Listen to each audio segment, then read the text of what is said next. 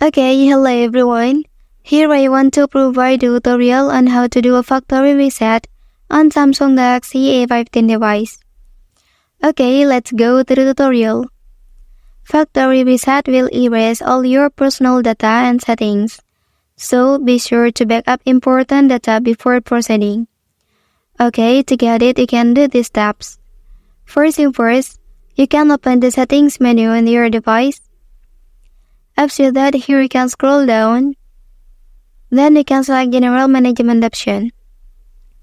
Okay, and then here you can tap on Reset options.